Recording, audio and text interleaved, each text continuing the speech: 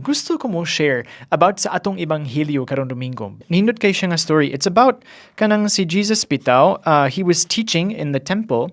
Unya, nisulod ang mga Pariseo, mga magtutudo sa balaod niya. Gidala nila ang usa ka babay nga makasasala. Nakabuhat siya og kanang ulaw kaay nga sala. Katabitang adultery, no? Kanang mga sexual sins. Kasagaran kita, maulaw kita kaayo ana eh.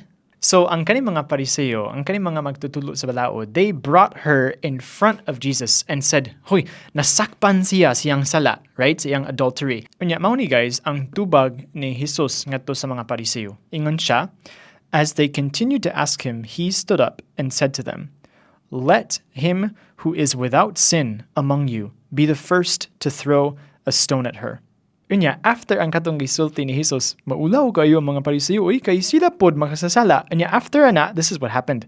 But when they heard it, they went away, one by one, beginning with the eldest. And Jesus was left alone with the woman standing before him. Unya, guys, ang kaninga verse, paminaw sa, nindot kay gid siya. Ha? Jesus looked up and said to her, "Woman, where are they? Has no one condemned you?" She said, "No one, Lord." And Jesus said, "Neither do I condemn you. Go and do not sin again." Wow.